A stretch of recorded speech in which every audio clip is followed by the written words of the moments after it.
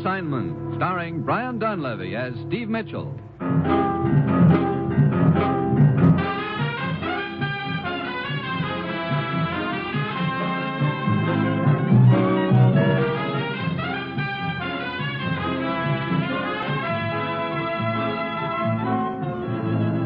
Yeah, danger is my assignment. I get sent to a lot of places I can't even pronounce. They all spell the same thing, though, trouble. But when I walk into the commissioner's office, I don't realize that this assignment's going to end up with me dangling from the wrong end of a rope.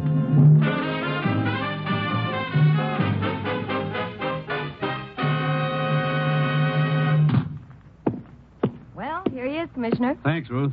Steve, I suppose I pulled you right out of a big deal, as usual. No, it was all very innocent this time, Commissioner. Matter of fact, I was down at the rifle range improving my marksmanship. What? Honest. Alone? Well... From where I stood, it looked like he was closing in on a target for tonight. That's what I thought. I'll have your plane ticket at my desk when you're ready, Steve. Okay, Ruth. Well, where am I going this time, Commissioner? To Munich. Your plane leaves in 1 hour. You'll be looking for the memory chain. Memory chain? No relation to the daisy chain, is it? I'm afraid not. Good. I'd have a pretty hard time passing myself off as Queen of the May. Seriously, Steve, this is the toughest proposition we've ever been up against. It's a skillfully organized pipeline through which vital information is leaking out of this country to Eastern Europe. I see. There are no documents involved. It's all done by a system of runners. Each runner memorizes the information and passes it on to the next one by word of mouth. And right now, a vital chemical equation is somewhere along that pipeline. Uh-huh. Any idea how far along the chain it is by now? Yes. We caught up with the first runner in Lisbon, but 2 days too late. He'd already passed the message on. We then traced runner number 2 to Paris, but we were 6 hours too late there. Sounds like we're running a poor second all along the line. Yes, and I'm sending you over there to come in first for a change. We now have reason to believe that the next transfer point is Munich. And we have a tip that a woman named Eva Schaefer may be one of the runners. One of our agents is in Munich now, Kurt Allison. Now, Steve, get over there and work with him and then go anywhere and do anything you have to keep that equation from getting through. Well, that's it. You've got your assignment. Good luck.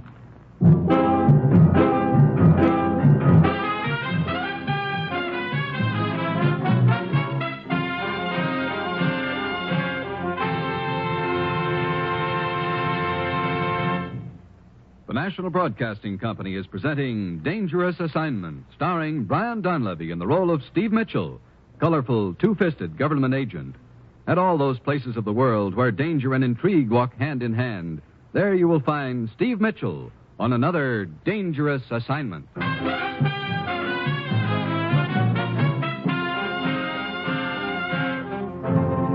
Sure, I've got my assignment. Just a simple matter of running over to Europe and trying to guess who's got a vital secret locked up in their head.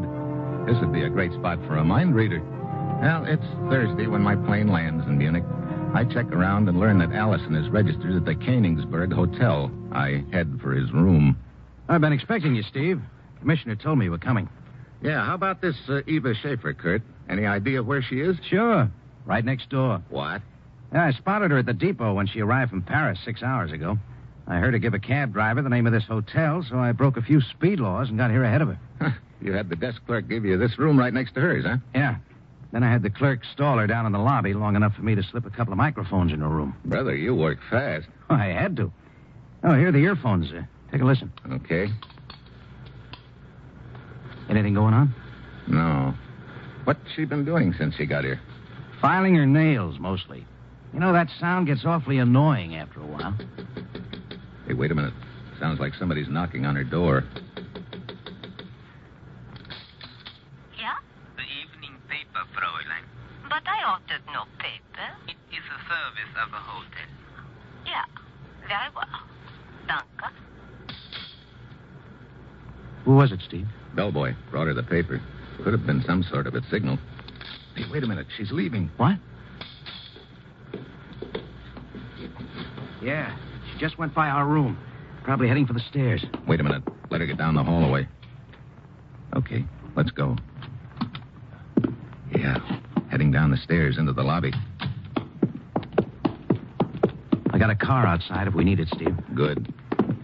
Hey, Hey, watch it, Steve. We better go single file. The stairway's getting crowded. Hey, brother. Is that all one man coming up at us? Yeah, how about that? I beg your pardon, gentlemen. Sorry to crowd you. Oh, that's okay. If you'll just allow me to squeeze by. Thank you very much, sir. Thank you. Squeeze is the word, all right. Yeah. Come on. There she is, sitting in that chair on the other side of the lobby. Let's just sit down here. Oh, okay. And she may contact somebody here in the lobby, Steve. Wait, she's getting up. Yeah. Hey, she dropped something on the far side of her chair. Huh? You see? She's picking it up now. Yeah, looks like a pencil. I wonder what... Oh, she stopped at the cigarette counter. Come on. I want to take a look around that chair where she was sitting. There was no one near her, Steve. I know. Here we are. I still want to know what she was doing with a pencil. She must have been holding it in her right hand, on this side of the chair, out of our sight. I get it now. Look. This pipe running up the wall beside the chair. It goes right through the ceiling, probably to the second floor hall above us. Yeah. And there are pencil smudges on the pipe near the floor. Yeah, she could have been tapping that pipe with her pencil, sending a message. Steve, she's heading out the door. Stay with her, Kurt. I'm going to see what I can find out upstairs. I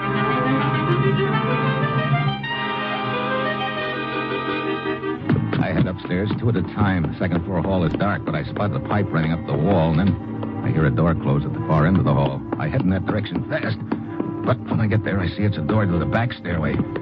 I pound down the stairs and out into the alley, but there's no one in sight. So now I know a message has been passed on, and the runner's gotten away. I head for the street. Block and a half away, I see Kurt tailing the girl. He turns into another alley. I speed up then, as I'm half a block away. The shots are from the alley. I get there and turn in. And there's Kurt, lying on the ground in front of me. Oh, it's my own fault, Steve.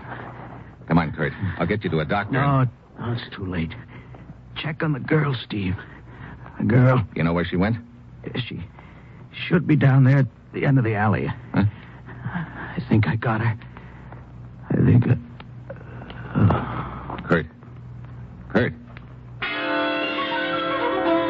But he's gone.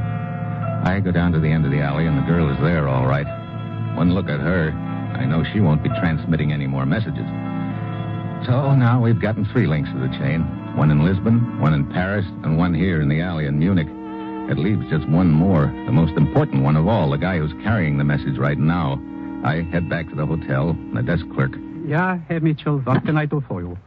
You can tell me if anybody's checked out of the hotel during the last few minutes. Has anybody checked out, he asks. There has been a regular exodus, 4 people. Who were they? And where did they go? 3 of them left for the Bauerbach Inn. Bauerbach Inn. Where's that? East of here, in the Alps, near the border. I see. 3 of them. Yeah, Fräulein Kent, most attractive young woman, I might add. Also, Herr Grippo. And finally, Herr Godel, the stout gentleman. You may have seen him around the hotel here. One cannot help noticing. Wait a minute. He must be the boy who was coming up the stairs when I was coming down.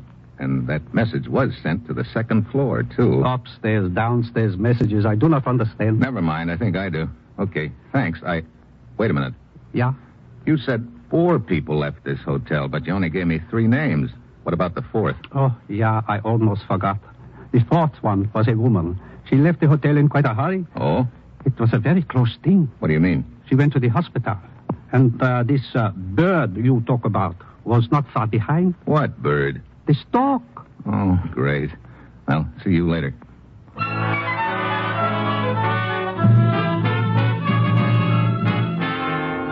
So I head east toward the Alps. 6 hours later, I arrive at the Bauerbach Inn. It's perched up on a mountainside, and there's snow all around. The whole place looks like a Christmas card. Except that I've got a strong hunch that whoever I'm going to find here, it isn't going to be Santa Claus.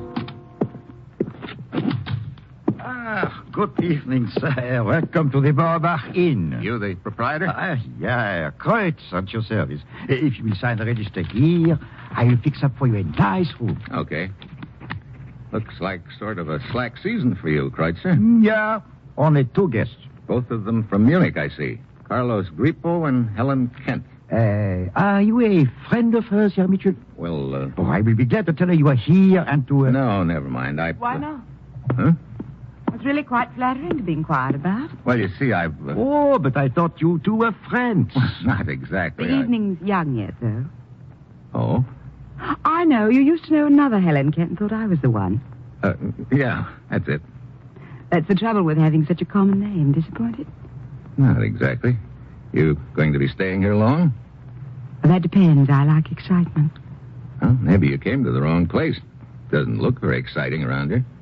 It wasn't. Oh? Funny how the atmosphere can change all of a sudden, isn't it? Yeah. Might be an interesting topic of conversation over a drink in front of the fire. Might be it then. I'll be down as soon as I get unpacked. I'll wear a red carnation so you'll recognize me. That really won't be necessary. I'm sure I'll remember you.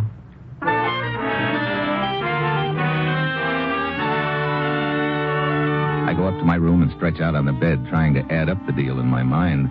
At this point, I'm pretty sure that the person I'm after, the last link in the memory chain, is either Helen Kent, Carlos Grippo, or Gordell, the fat boy. But what's worrying me is that Gordell hasn't shown up at the inn. I start downstairs to have that drink with Helen, and then I see I needn't have worried, because waddling up the stairs towards me is a very familiar hulk. Excuse me, sir. If you will allow me to squeeze by you, But wait. I believe I have already squeezed by you earlier today, have I not? On the stairway in Munich? That's right. You've got a good memory. A photographic one. I pride myself on it, sir. Gordell is my name. Steve Mitchell. Delighted, sir. I look forward to making your acquaintance properly a little later downstairs under less cramped conditions. Until then, Mr. Mitchell. Until then, Mr. Gordell. Hail, hail. The gang's all here. Steve. Hmm? Oh, Helen. Over here, by the fire. Okay, I didn't know you were with somebody. This is a friend of mine, Carlos Grippo. Carlos, Steve Mitchell. Hi. I am honored, Senor Mitchell. Helen, I thought we were to take a walk around. I'm really too tired. Carlos, be a dear and bring us all a drink. Well, look, I can get my own. Well, you don't mind. Do you, Carlos? Of course not, Helen. We'll be back shortly. Looks like your boyfriend isn't too happy about things. Carlos? Oh, he means well, but he's a little boring at times. You've known him long? Not very. He's frightfully rich, I understand. Comes from some part of South America. Seems to have made a hobby lately of following me around. Oh, well, I can think of worse hobbies. You know, I can think of much more interesting things to talk about than Carlos. Yeah, for instance? For instance, us. You on vacation here? No, I'm working. Hmm? I take pictures for a European feature syndicate. I see. Well, that probably means you do a lot of traveling. Mm-hmm. How about you, Steve? What brings you here? Vacation, mostly. Can you stay long? I don't know. That depends. On what? Whether the atmosphere gets exciting or not? So now we're talking about the atmosphere again? Mm-hmm. Maybe this one could get exciting, Steve. I don't doubt it. Maybe... Fräulein Kent. Well, looks like the atmosphere will have to wait. The innkeeper told me you wished to see me. I'm August, the guide. Oh, yes, August. This is Steve Mitchell. Mitchell? August? I wanted to find out if all the arrangements have been made. Yeah, we leave early in the morning. Good. Leave? Mm-hmm. We're going on a hike. Oh, where to? Oh, look, out the window there. You mean that mountain? Yeah, to the top. Brother, you've got ambition. Well, I think I can probably get some good shots along the way. Like to come, Steve? Me climb that thing? Oh, no, thanks. Well, it might be fun. Fun yet. You break your neck getting to the top, and what do you do when you get there? Oh, then you're on top. Yeah, that's what I thought. You look on the other side, and you come down again. The climb, that is the thing. Not for me, it isn't. Wait a minute. You say you look over on the other side. What's on the other side? Another country. I see. Who all's going on this hike, anyway? Carlos and I, with August here's guide, of course. You know, I just changed my mind. I'd like to come with you. Wonder. What? Carlos, you dropped the drink. See, it was clumsy of me. I didn't even hear you come up. You were all so busy talking. Oh, what's the matter, Carlos? You disturbed at the thought of my going along on the hike? Probably no whiz at it, but I think I can hold up my end of things. We shall see, senor. Helen, may I speak with you for a moment? Yes, all right. Maybe later, Steve? Maybe. Helen. Coming, Carlos. Well, Mitchell, I suggest you get a full night's sleep. It'll be a hard climb tomorrow. Good evening, Mr. Mitchell. Oh, hello, Gordell. I beg your pardon, sir. Are you the guide? Yeah, I'm August. I've just learned of the proposed climb up the mountain in the morning. I would like very much to accompany the party, if I may. What? You? I don't know, Herr Godel. A man of your size might find it a little difficult. I think you will find me surprisingly light on my feet. You really must want to get up that mountain bad, Gordell. On the contrary, Mr. Mitchell, I delight in acting upon the slightest whim. The more unpredictable, the better. That's an interesting way of looking at things. I'm quite certain our trip tomorrow will be equally interesting, Mr. Mitchell.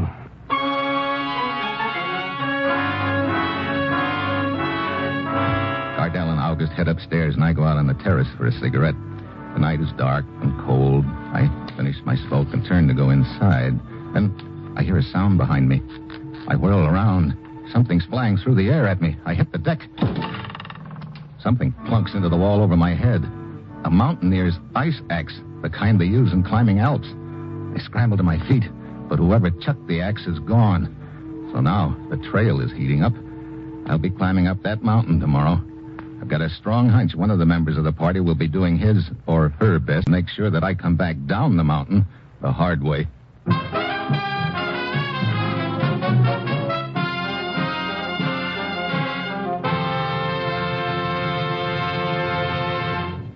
In a short while, Herbert Marshall stars as the man called X over most of these NBC stations.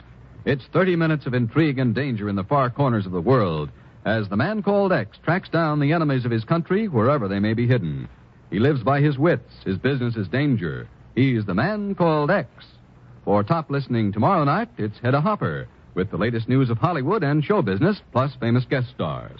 Miss Hopper's popular column comes to life tomorrow on The Hedda Hopper Show.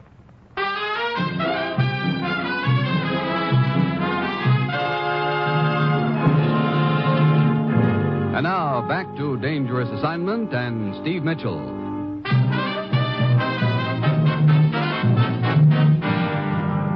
Are we all here? See, let us get started, August. Ready and waiting.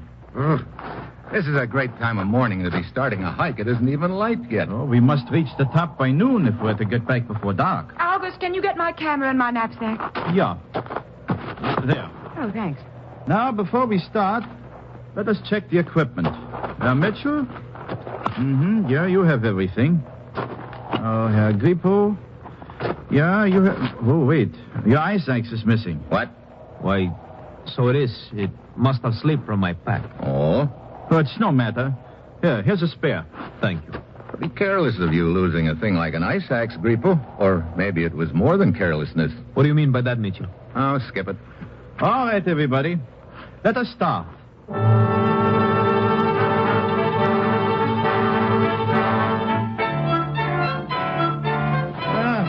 I think we'd better stop here for a rest. I could use a bit of a breather. Yeah, suits me too. Where are the others? Grippo and Helen, around the bend. Here they come. Now, from now on, we will use the ropes. You been getting many pictures, Helen? No, I've been too busy trying to get my breath. Carlos here. He's an old hand at it, though. Doesn't seem to bother him a bit. Funny, an old hand at mountain climbing should lose his ice axe. You seem quite concerned over its disappearance, Mitchell. I was quite concerned with one last night, Grippo. I was just wondering if it could have been yours. I have not the slightest idea what you're talking about. Of course not. Wait a moment. There's a wonderful shot of the valley below from right over here. I'll just be a moment. You're quite taken with Helen, Mitchell. Am I? So it would appear. I suppose it would also appear that you don't like it much. Aye, senor. But why should I object? I was under the impression that you followed her here from Munich. I assure you it was quite the other way around. What? Mitchell, I have a considerable amount of money.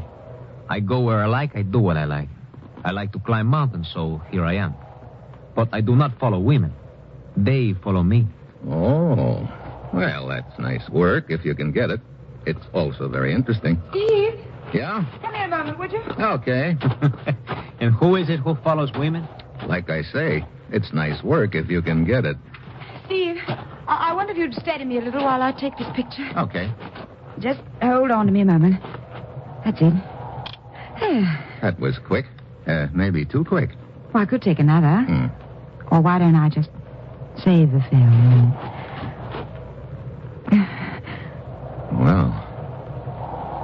that your game, Steve? I don't know yet. Maybe you'll find the first part's the most difficult. After that, You're talking about the mountain, of course. Yes, of course. Steve, Hey, we're getting sort of close to the edge. So we are. I mean the mountain. You sure?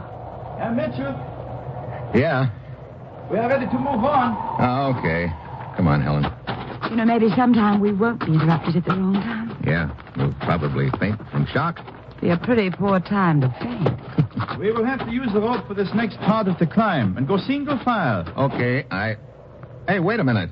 What is it? Don't tell me that's the next part of the climb. Oh, yeah. That's the Devil's Chimney, they call it. Brother, just like a tunnel and it goes straight up. Don't tell me you are afraid, Mitchell. Okay, I won't tell you, Grippo, but I am. You will see. It's not so bad as it looks. It couldn't be, August. How do we climb it? August has just been explaining it to me. It's called the back and knee technique, Mr. Mitchell. One puts his back against one wall, wedges his arms and knees against the other, and works himself up that way. All right, now snap the rope onto your belts, all of you. I'll lead the way.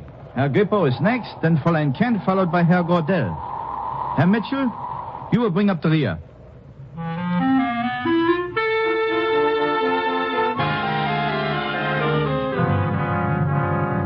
August inches his way carefully up the chimney to the ledge above.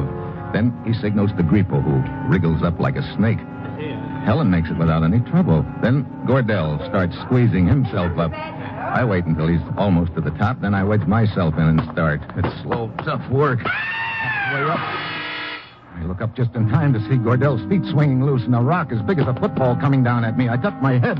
The rock grazes my shoulder and hits the bottom. Hey. You all right, Mr. Mitchell? Yeah, but it's not your fault that I am. Please accept my apology for a most unfortunate accident, sir. Accident, huh? But of course. My foot slipped and dislodged a boulder.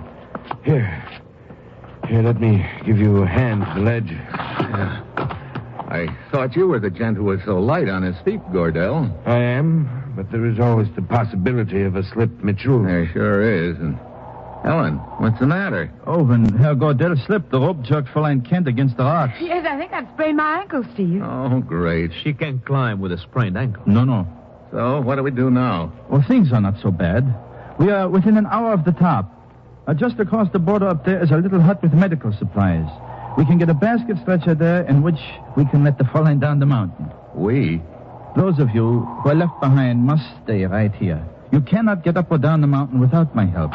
But I will need one man to accompany me. I will go with you, August. I'm the best climber. Since I am responsible for Miss Kent's accident, I think it right that I should go. No, senor. I am the logical one. I insist.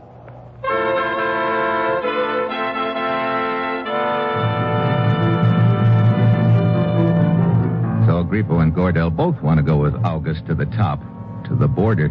At this point, it looks like one of them is the runner in the memory chain. The question is, which one? I don't know, and that means I've got to prevent either one of them from reaching the border. August said the party which was left behind can't move from the spot without him. That means there's only one guy who should make that climb with August. I'm your boy, August.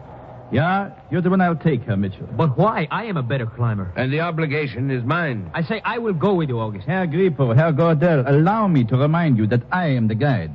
And I will take whom I choose. I choose Herr Mitchell. Come. Hurry back, Steve. I hope I don't come back in too much of a hurry. Around this bend, Herr Mitchell. Okay. You're probably wondering why I selected you to accompany me. I'm glad you did, August. Well, to tell the truth, I do not trust either of those men. I don't know why. I just do not trust them. You've got company there. Stop here and fasten the rope to your belt. So, now we must work our way across this open face of rock. It'll be a short climb, but a difficult one. There are enough crevices in the rock for handholds. I will go first. Okay. I'll tell you when to follow. Observe where I place my hands and use the same handholds. Right. All right, come ahead. Oh, brother. This is like crawling across a bare wall. Proceed slowly. Keep your body flat against that rock. Do not look down. Hey, it looks like 1,000 feet straight down. 2,000 feet. Thanks. Hey, look, aren't we doing this the hard way? What do you mean? That little ledge about 15 feet below us. Isn't that the same ledge we were on at the top of the chimney? Yeah, but it would take us too long to reach the top by following the ledge. This is a shortcut. Now, stay where you are a minute. What are you doing now? See that little perch on top of the rock above us? I'll work my way up to it and anchor myself. Then I'll help you up there with the rope. So, there's one spike, now another.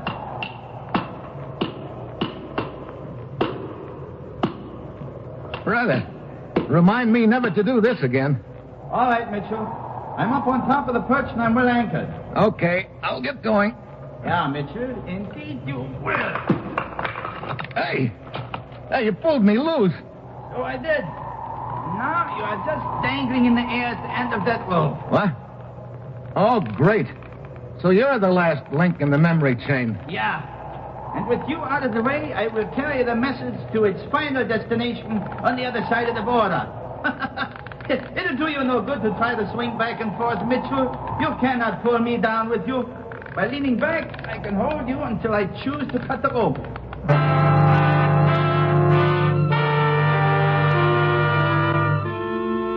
That's why I'm swinging. I saw August reaching for his knife, and I've got to keep both his hands occupied on the rope. He leans well back and grins down at me. Then I spot my only chance. At the end of each swing, my body is carried under an overhanging rock out of August's sight. The ledge is about 15 feet below. I get my own knife out, and each time I pass under the rock, I take a whack at the rope. You tired of swinging yet, Mitchell? You ready for that big drop? August has his knife out now, and this is it.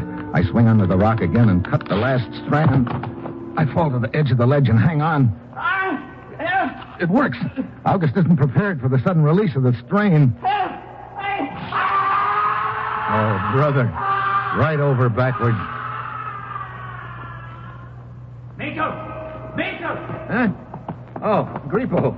Mitchell? I followed the ledge around to here just in time to see August trying to cut the rope. What you beat him to? Yeah. By about one slash of the knife. But why? Why was he trying to kill you? He was the last link in the memory chain. Looks like I owe the three of you an apology, Grippo. Apology? A memory chain? I'm sorry, Mitchell. This I do not understand. Well, it doesn't matter anymore, because the last link in the memory chain just lost his memory. You might say he got amnesia the hard way.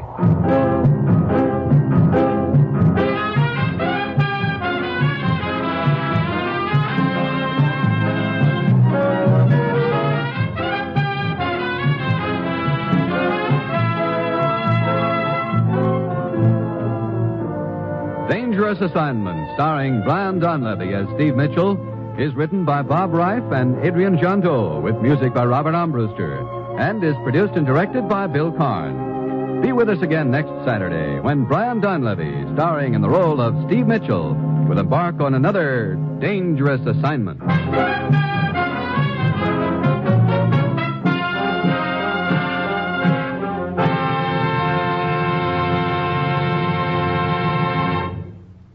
Dangerous Assignment came to you from Hollywood. 3 chimes mean good times on NBC. There's action with the chimes next when Herbert Marshall stars as the Man Called X. The Man Called X is a man without a name who travels to the far corners of the earth on missions of intrigue and danger, protecting his country. So, for timely and exciting drama, stay tuned for The Man Called X. And a reminder, Bob Hope stars tomorrow in The Big Show, along with Tallulah, Jimmy Durante, Perry Como, and many more. And now, join Herbert Marshall and the exciting Man Called X on NBC.